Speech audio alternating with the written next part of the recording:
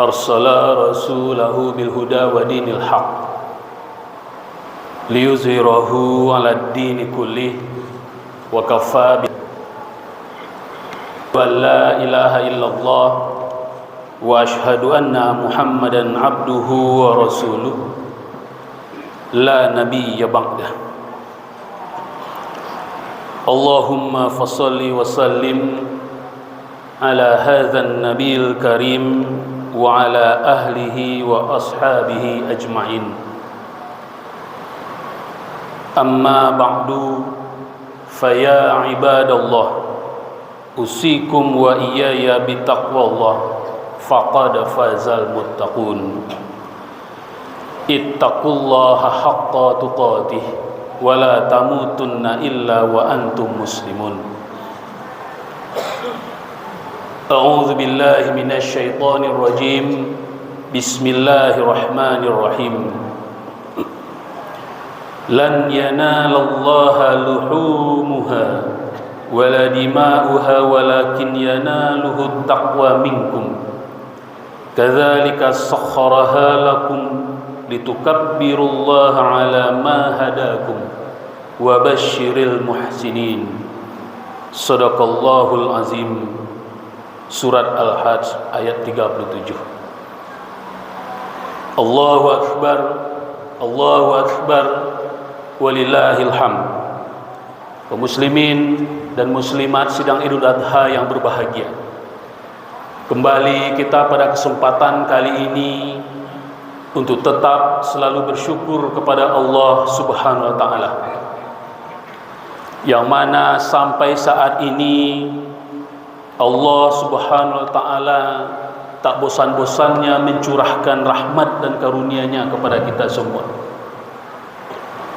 sehingga dapat kita pastikan siapapun orangnya, apapun gelar yang ia raih, serta bagaimanapun pandangan orang terhadapnya di tengah-tengah masyarakat, jangankan untuk membayar nikmat-nikmat Allah tersebut, menghitung saja tidak punya daya atau kekuatan manusia itu. Berapapun canggih dan hebatnya perkembangan ilmu pengetahuan dan teknologi manusia, yang namanya untuk tetap selalu bersyukur kepada Allah Subhanahu wa taala harus kita lakukan, baik dalam keadaan suka maupun dalam keadaan duka. Itulah hakikatnya manusia yang diberi akal oleh Allah dan diberikan tuntutan agama Al-Quran dan Sunnah di dalam kehidupan ini. Kemudian selawat beringan salam kepada Nabi besar Muhammad sallallahu alaihi wasallam. Di kalangan pemikir-pemikir Islam, Nabi Muhammad itu selalu dijuluki dengan istilah insanul kamil, manusia yang sempurna. Tentu kesempurnaan yang dimaksud di sini adalah kemampuan memenuhi kebutuhan, kemampuan memenuhi nutrisi dari hakikat penciptaan manusia itu, yaitu unsur jasmani dan rohani. Pertanyaannya, apakah kita sebagai umat Nabi Muhammad, apakah bisa meraih posisi insanul kamil tersebut? Atau jangan-jangan insanul kamil tersebut hanya dimiliki oleh Nabi Muhammad semata saja? Pertanyaan ini dijawab oleh seorang pemikir Islam abad klasik bernama Jalaluddin Rumi. Beliau mengatakan, kita sebagai umat Nabi Muhammad paling tidak bisa mendekati posisi insanul kamil tersebut dengan catatan kita harus mencontoh, kita harus meniru, serta kita harus meneladani perilaku Nabi Muhammad secara kafah. Karena perilaku Nabi Muhammad itu adalah cerminan dari Al-Quran. Sedangkan hakul yakin, Al-Quran itu adalah firman Allah Maha Suci. Maka dari itu, di dalam diri manusia ada nilai-nilai kesucian yang terpatri dalam sisi kerohanian yang ada dalam diri kita. Allahu Akbar, Allahu Akbar, walillahil hamd. Kaum muslimin dan muslimat sidang Idul Adha yang berbahagia, dalam rangka untuk tetap kita selalu mendekatkan diri kepada Allah Subhanahu wa taala, baik dalam keadaan suka ataupun duka. Karena memang tingkat derajat keikhlasan atau ketakwaan itu yang harus tetap menjadi sebuah pemikiran dan implementasi atau penerapan dari kita lagi-lagi sebagai manusia yang berakal. Maka kalau kita lihat ini sebagai dalam perkembangan ilmu pengetahuan untuk mendekatkan diri kepada Allah Subhanahu wa taala itu dalam kajian sosiologi agamanya. Mungkin selama ini pernah selalu kita lihat dalam kajian tauhid, dalam kajian ilmu kalam. Tentu ini adalah bentuk sinergi dari perkembangan ilmu pengetahuan dan nilai-nilai ilmu agama. Dalam kajian sosiologi agama, dalam rangka untuk mendekatkan diri kepada Allah itu paling tidak ada 3 cara bentuk pengorbanan yang harus kita lakukan sebagai manusia. Ada 3 cara paling tidak. Yang pertama itu disebut dengan istilah monoteisme etis. Yang kedua disebut dengan sakramental. Dan yang ketiga itu disebut dengan sakrifisial. Agama Islam disebut sebagai agama monoteisme etis. Artinya agama tauhid yang hanya percaya kepada satu Tuhan yang Maha Esa, yaitu Allah Subhanahu wa taala. Yaitu agama yang mengajarkan tentang tauhid tadi. Agama yang mengajarkan tentang takarub, pendekatan kepada Allah Subhanahu wa taala melalui amal soleh. Itu yang disebut dengan takarub.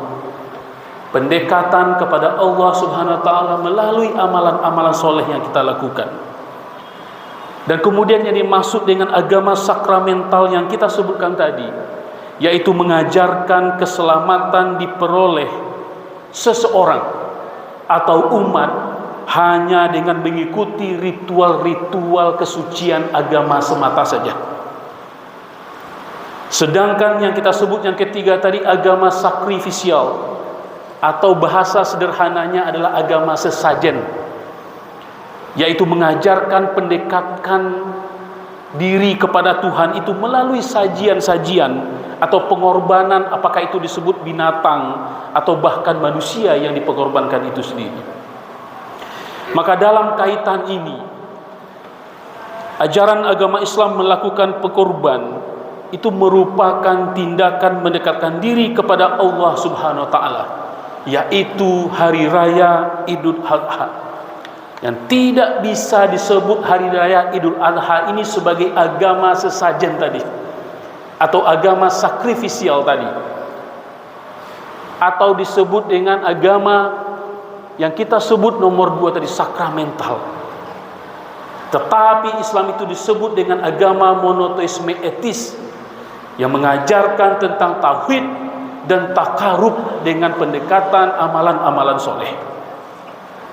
Kenapa kaum muslimin dan muslimat sedang Idul Adha yang berbahagia disebut bahwasanya agama Islam itu bentuk pengorbanannya bukan agama sesajenan, bukan agama sakramental yang kita sebut tadi? Paling tidak ada 7 hal. Pertama, amalan kurban itu adalah untuk memperingati dan mencontoh ketulusan peran sebuah keluarga yang sakinah, mawadah dan rahmah. Siapa? Yaitu Nabi Ismail, Nabi Ibrahim serta istrinya Siti Hajar, yang selalu setia dalam mewujudkan tujuan hidup bertakwa kepada Allah Subhanahu wa taala. Kemudian yang kedua, makna dari bentuk pengorbanan yang Islam disebut dengan agama tauhid dan takarub itu. Kitab suci Al-Quran menegaskan bahwa yang sampai kepada Allah Subhanahu wa taala itu bukanlah daging atau darah binatang korban tersebut. Bukanlah daging atau darah binatang yang kita sembelih insya Allah sebentar lagi. Tetapi apa? Melainkan sisi takwa dari orang yang melakukannya, dari orang yang melaksanakan kurban itu sendiri. Dijelaskan dalam kitab suci surat Al-Hajj ayat 37 yang sudah kita bacakan di awal tadi, yang artinya daging-daging unta dan darahnya itu sekali-sekali tidak dapat mencapai keridhaan Allah, tetapi ketakwaan dari kamulah yang dapat mencapainya. Demikianlah Allah telah menundukkannya untuk kamu, supaya kamu mengagungkan Allah terhadap hidayahnya kepada kamu, dan berilah kabar gembira kepada orang yang berbuat baik atau muhsinin. Allahu Akbar, Allahu Akbar, walillahil hamd. Kaum muslimin dan muslimat sidang Idul Adha yang berbahagia, yang nomor 3 adalah takwa yang dicapai melalui ibadah kurban itu akan melahirkan manusia yang mempunyai kesadaran yang kuat tentang apa yang akan menjadi akibat sebagai segala atau setiap kegiatan atau aktivitas kita dan amal perbuatan kita jauh di belakang hari nanti kelak, dan kemudian menjalankan tindakan dan amal perbuatan itu penuh dengan tanggung jawab moral, penuh dengan tanggung jawab etis, penuh dengan tanggung jawab akhlak kepada Allah Subhanahu wa taala. Tidak hanya tanggung jawab penuh itu kepada Allah, hablum minallah, tetapi juga tanggung jawab itu adalah kepada insan, hablum minan nas. Tidak hanya cukup saja tanggung jawab itu kepada insan, tetapi juga tanggung jawab itu kepada lingkungan atau ekologis. Hablum minallah, hablum minannas, dan hablum ekologis kepada lingkungan kita dalam keseharian.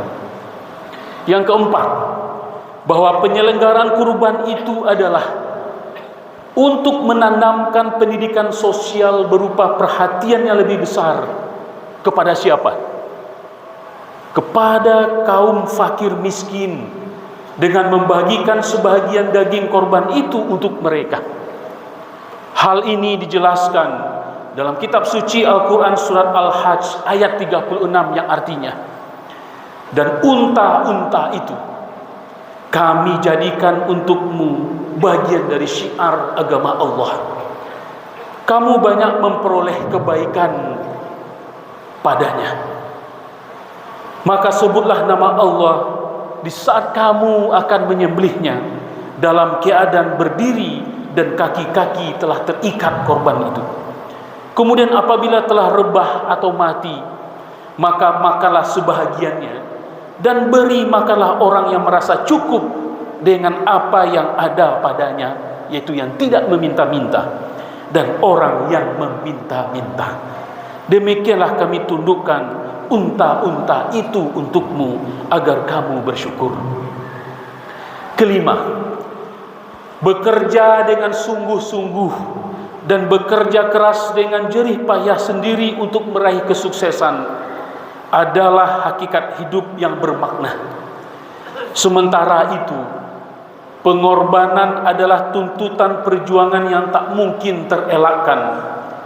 Keduanya harus dibarengi atau diiringi dengan sikap yang penuh lapang dada, yang penuh kesabaran, yang penuh ketahanan dalam hal penderitaan demi mencapai cita-cita yang mulia. Karena apa? Hanya pandangan hidup yang demikian itulah yang akan memberi kenikmatan hakiki dan kebahagiaan sejati. Yang keenam, secara sosiologis ataupun antropologis, agama adalah sistem simbol atau lambang. Di balik lambang atau simbol itu terdapat hikmah yang lebih kuat dan prinsip. Seperti ibadah kurban ini. Berkurban adalah tindakan yang disertai pandangan yang harus jauh ke depan, yang menandakan bahwa kita tidak mudah tertipu oleh kesenangan sesaat. Kita tidak tertipu oleh kesenangan sementara dan kemewahan duniawi yang menipu atau kamuflase. Atau kita kemudian melupakan kebahagiaan dan kebahagiaan abadi atau kehidupan yang betul-betul hakikat.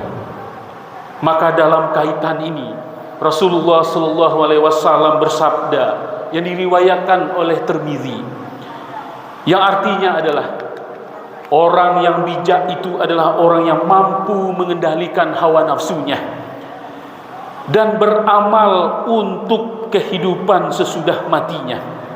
Sedangkan orang yang lemah memperturutkan hawa nafsunya dan berangan-angan agar Allah memperkenankan angan-angannya, karena ia tidak berkorban dan bermujahadah.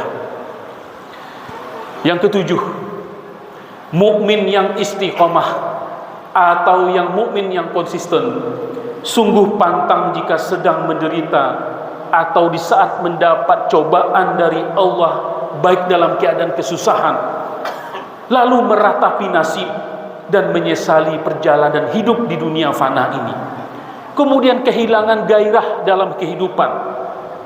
Karena pada hakikatnya sebenarnya tidak seorang pun di antara manusia yang benar-benar terlepas ataupun yang benar-benar terbebas dari pengalaman hidup yang kurang dan bahkan yang tidak menyenangkan.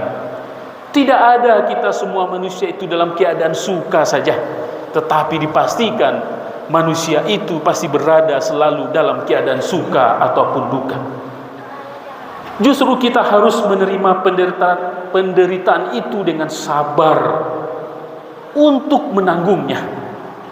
Kemudian kita jadikan cambuk, malah kita jadikan modal untuk motivasi, untuk tetap selalu berjuang, berupaya sungguh-sungguh dan berjihad dengan menanamkan semangat korban. Allahu Akbar, Allahu Akbar, walillahil hamd.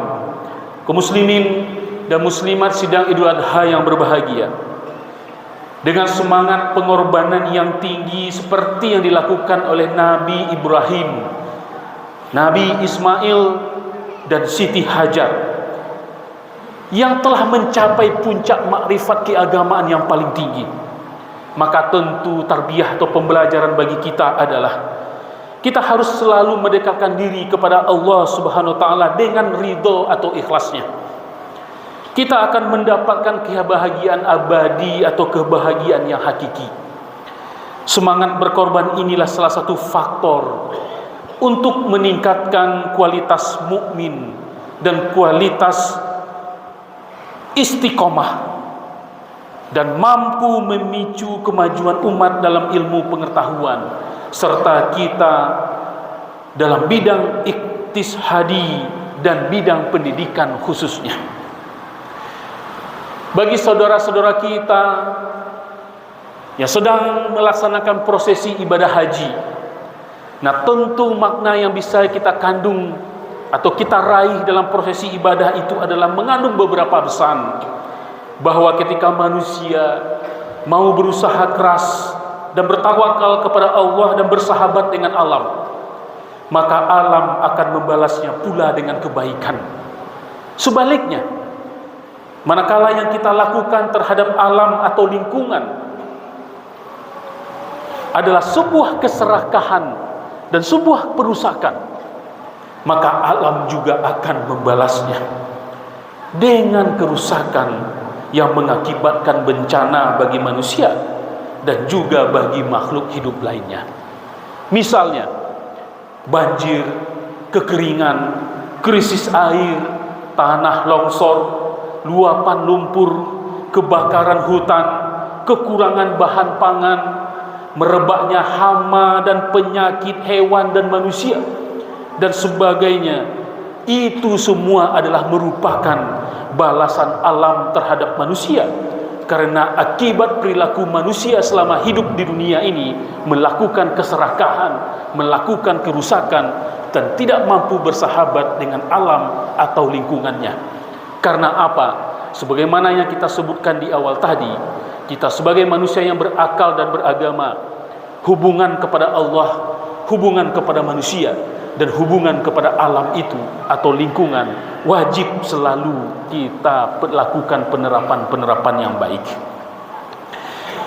Prosesi ibadah haji ternyata bukan hanya sebuah ibadah yang melibatkan hubungan antara manusia dengan Tuhannya, atau sebuah wisata ruhaniah melalui kegiatan napak tilas perjalanan Nabiullah Ibrahim, Nabi Ismail dan Siti Hajar.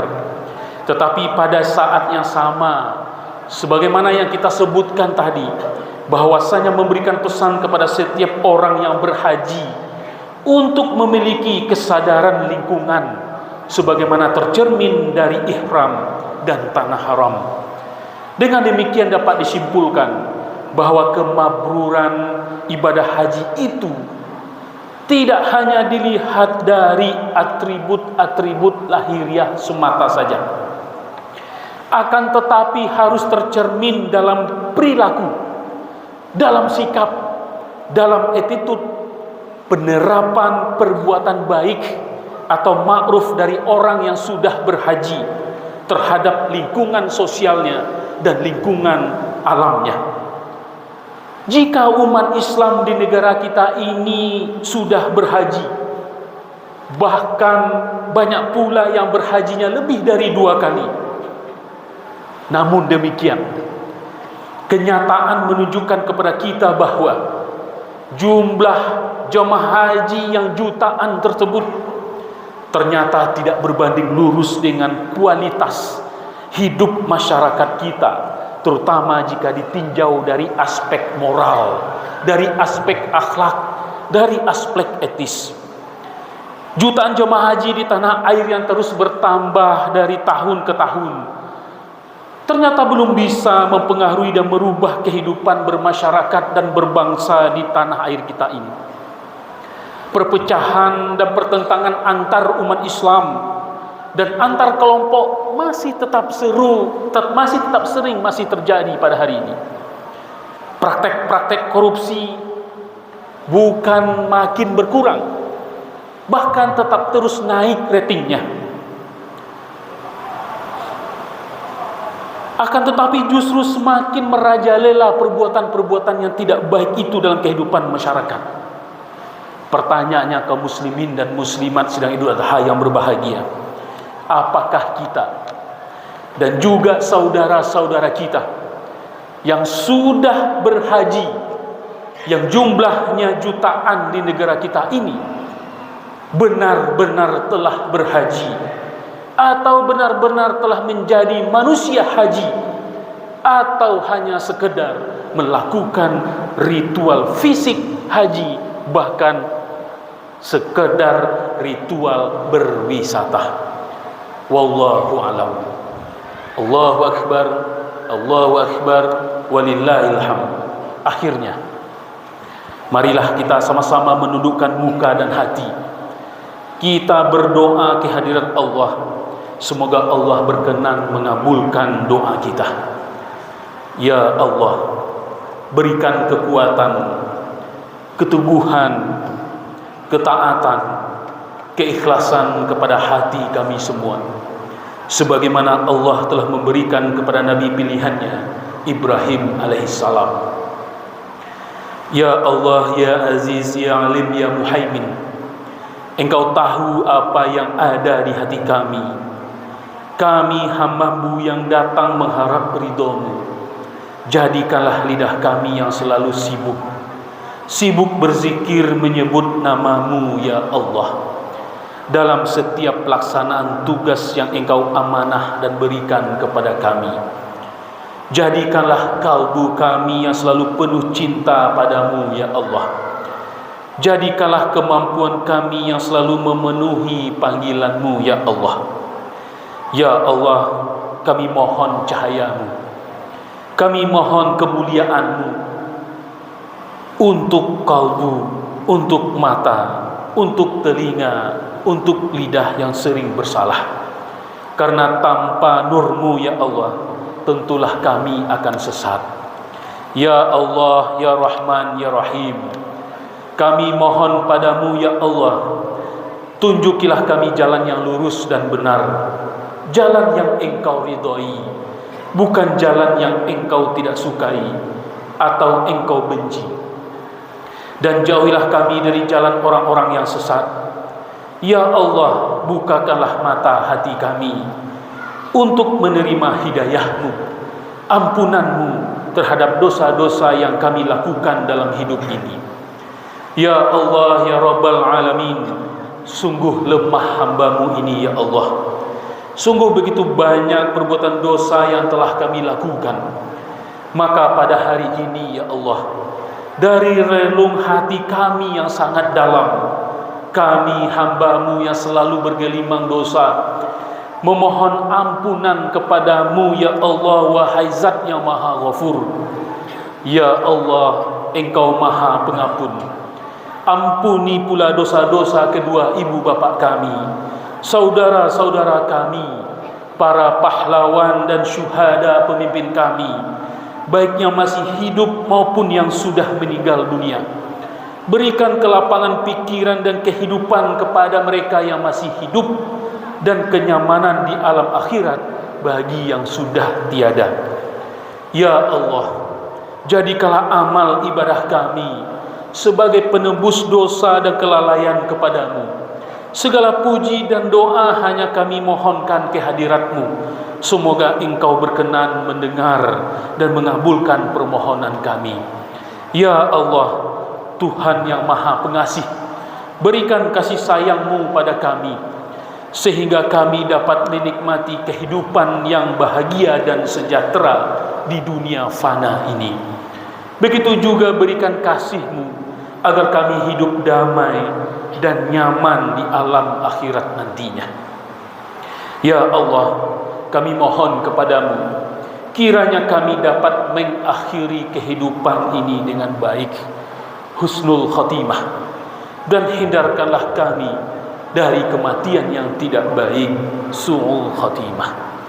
Allahumma azal Islam wal muslimin, Rabbana atina fid dunya hasanah wa fil akhirati hasanah wa qina adzabannar.